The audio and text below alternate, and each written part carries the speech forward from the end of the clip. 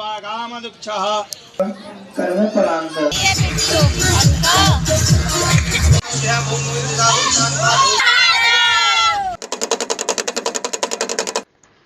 है संडे का दिन और संडे के दिन हमने सोचा था कि हम सोएंगे बहुत देर तक, पर ऐसा हुआ नहीं, क्योंकि जैसे रेगुलर डे होता है वैसे ही हम सुबह 7 बजे उठे हैं और तब से अपना काम करे ही जा रहे हैं। ये हमारे यहाँ का भालू है जो कि सोच है लड़की पागल हो गई है, पता नहीं क्या क्या बड़बड़ाती रहती है, ना खुद सो रही ना हमको सोने दे रही है। इधर अंकल को हमने सुबह 7 ही बजे फूल मंडी भेज दिया था क्योंकि हमें फूल चाहिए थे बहुत सारे। आज जो है वो एक मंदिर की स्थापना है जो कि प्रज्ञा के यहाँ प्रज्ञा के गाँव में ही उसने खुद बनवाया है।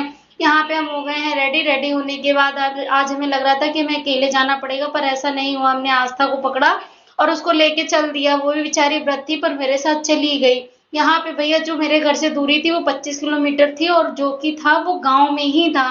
वहाँ की गर्मी तो बर्दाश्त करने की हालत में ही नहीं थी। यहाँ पे भैया मंदिर थोड़ा बहुत सजा हुआ है, ज्यादा नहीं सजा हुआ है, बाकी जो सजेगा वो कल सजेगा। यहाँ पे पंडित जी की व्यवस्था बगिया के अंदर की गई थी क्योंकि यहाँ का जो माहौल था वो ठंडा था। यहाँ पे आए तो कुत्तों ने भैया अपना झमाझोम चालू कर दिया। उसके बाद पंडित जी से थोड़ी देर वार्तालाप चली, फिर उसके बाद पंडित जी से बोला गया कि थोड़ा कार्यक्रम को जल्दी जल्दी आगे बढ़ाया जाए और उनको दोबारा हम लोगों ने पंडाल में बुला लिया। यहाँ पे पंडित जी आने के बाद इनको तो गर्मी ही नहीं बर्दाश्त हो रही थी, बेचारे जाके कार में ही एसी चला के बैठे हुए थे। और जो दूसरे वाले पंडित जी थे उनको तो इतनी गर्मी लग रही थी कि उनका पंखा ही नहीं बंद हो रहा था, चाहे वो सुबह हो या शाम हो या दोपहर। पीछे हमारे जीजा जी को कोई कुर्सी नहीं मिली थी, वो छोटे अपने बच्चे की कुर्सी पे बैठे हुए हैं, जबकि बड़ी कुर्सी बगल में पड़ी हुई है पर उनको कोई मतलब नहीं। इधर भगवान सो रहे हैं। ये सारी चौकियां सजाई गई जिसमें नवग्रह थे और भी बहुत सारी चीजें थी, बहुत सारे कलश रखे हुए थे। जो भी पूजा का नियम होता होगा वो पंडित जी ने कर रखा था प्रॉपर तरीके से। ये है त्रिशूल। अब बताओ जो जिसको ज्यादा बकवास करनी है आ जाए, आज ही हम महिषासुर बन के संहार ही कर देंगे। यहाँ पे भगवान जी सोए हुए थे, इस काम को कई बार किया जाता है, यानी कि इस प्रतिक्रिया को कई बार किया जाता है। कई तरीकों से भगवान को सुलाया जाता है, जैसे कि अनाज में, फलों में, फूलों में, धूप में, मतलब जिस तरीके से जैसे जिसकी श्रद्धा हो उस हिसाब से चलता रहता है। यहाँ पे शिव जी को निकाला गया। हमने फर्स्ट टाइम शिव जी को देखा था। इनको कल सुला दिया गया था, कल हम आए नहीं थे। यहाँ पे भैया पूरी शिद्दत से लगे हुए हैं शिव जी की भक्ति करने के लिए। उधर जो है वो प्रज्ञा की ये भैया भाभी हैं छोटे वाले। इन लोगों ने फिर यहाँ पे चीनी भरी गई, यानी कि भगवान को मीठे में सुलाया गया। फिर इनके ऊपर फल डाले गए। फिर इसके बाद इनके ऊपर फूल डाल के उनको शयन कक्षा में छोड़ा गया। ये प्रतिक्रिया 5 बार होती है। 5 बार जैसे भी जो भी करना चाहे वो उस हिसाब से कर सकता है। और जो ये बाकी की चीजें होती हैं ये सारी चीजें बढ़ जाती हैं या पंडित जी साथ में लेके चले जाते हैं। और इन सब चीजों में होने के बाद बाकी जो पूजा पाठ है उसको आगे बढ़ाया जाता है। फिर इसके बाद फाइनली यहाँ पे फूलों की जो भी व्यवस्था थी उसको भगवान के ऊपर सुलाया, मतलब भगवान के ऊपर डाला गया और भगवान को पूरी तरीके से फूलों के बीच में ढका गया है। इनको ढकने के बाद हम लोगों ने कम से कम 2 से ढाई घंटे के बाद दोबारा भगवान को दोबारा से उठाया गया था, स्नान कराया गया था, उनको सारी चीजें की गई थी। सच उधर चल रही थी पूजा और इधर हम लोग का चल रहा था टीका लगाओ कार्यक्रम, क्योंकि सबके टीका लगा हुआ था, सिर्फ हम और आस्था बचे हुए थे जिनके टीका नहीं लगा हुआ था। इधर हमने जानू को समझाया कि टीका जो है वो छोटा लगाना। फिर उसके बाद जानू के बाद हमने आस्था के लगाया क्योंकि आज उनको भी ट्राई करना था। फिर आस्था के हमने टीका लगाया, 5 रुपए इनसे मांगा पर इन्होंने हमें 5 रुपए नहीं दिए, जो कि अभी तक पेंडिंग चल रहा है।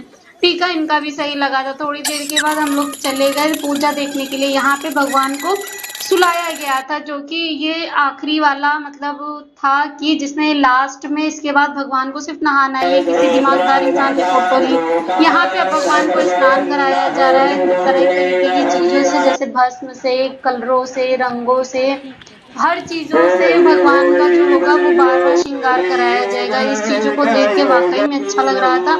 कहते हैं कि कभी हम कहीं पे जाते नहीं है, वहाँ पे हम हमेशा पहुँचाए जाते हैं, तो यही हाल हमारा था। हम कहीं जाते नहीं है, हम वहाँ पे पहुँचाए जाते हैं। ये देखने के लिए हम बहुत दिन से परेशान थे कि हम कभी शायद शंकर जी की शादी में शामिल हो पाएंगे, पर फाइनली आज अपनी बारात में शामिल होने के लिए पहुँच चुके थे। यहाँ पे हर प्रकार से भगवान का अभिषेक किया गया। बाद में भगवान को बहुत ही ज्यादा पानी से नहलाया गया। फिर उसके बाद उनको पोछा गया, साफ किया गया और उनको जो भगवान थे जिनकी आंखें बंद थी, यानी कि जिनकी आंखें ढक के उनकी पूजा चल रही, या उसके बाद भगवान का श्रृंगार किया गया, नहलाने के बाद उनकी पूजा अर्चनाएं की गई, आरती की गई, फूल माला अर्पित किया गया। इसके बाद यहाँ से हम लोग बारात के लिए प्रस्थान करेंगे, पर उससे पहले एक हमारे यहाँ के बालक ने बजाने की प्रैक्टिस होती है, तो वो बजा नहीं पा रहा था क्योंकि जितना बड़ा वो नहीं था उससे बड़ा तो शिव जी का डमरू लेके बजाने में लगा हुआ था।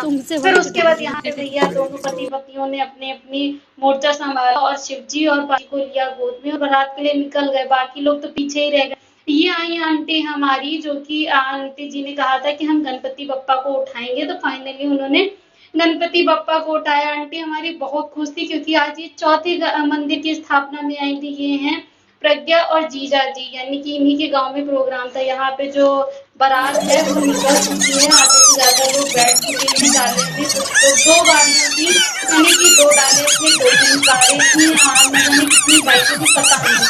फिर यहाँ से हम लोगों की जो बारात है निकली, बीच रोड पे हम लोगों को लिफ्ट मिल गई। एक बस वाले भैया ने बोला चलो आओ, आधी रास्ते तक तुम लोग को हम छोड़ देते हैं, क्योंकि कुछ लोग पैदल ही चल रहे थे।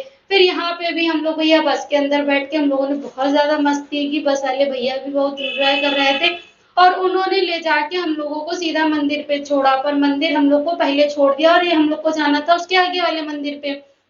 यहाँ से दोनों भी अपना डांस कर रहे हैं क्योंकि हम लोगों को नीचे उठा दिया गया था गाड़ी से।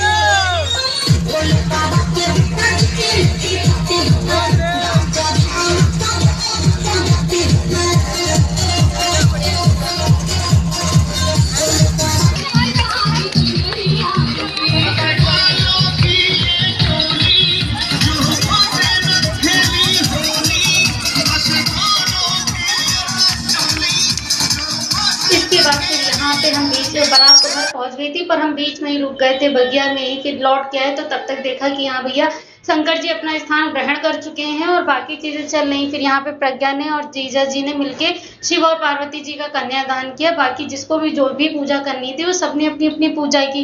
इधर पंडित जी जो थे वो हवन कुंड की तैयारी कर रहे थे, वो अपना एक अनोखा प्रकार का हवन कुंड बना रहे थे। यहाँ पे उन्होंने हवन कुंड में आग लगाई, उधर हम लोगों ने तुरंत ही कन्या खिलाई क्योंकि शाम का समय ज्यादा हो चुका था और देर भी हो रही थी। यहाँ पे हम लोगों ने भी कन्या खिला दी, बाकी सब लोगों ने भी कन्या खिला दी जिसको खिलानी थी। फिर यहाँ पे हवन में आहुति डाली गई, बारी बारी से सब जा रहे थे। उधर भंडारा चालू हो चुका था, सबने भंडारे का प्रसाद ग्रहण किया और सभी लोग अपने अपने घर की तरफ प्रस्थान कर गए। हम लोगों ने भी भंडारा खाया। भंडारा खाने के बाद समय को ना बेकार करते हुए घर आ गए।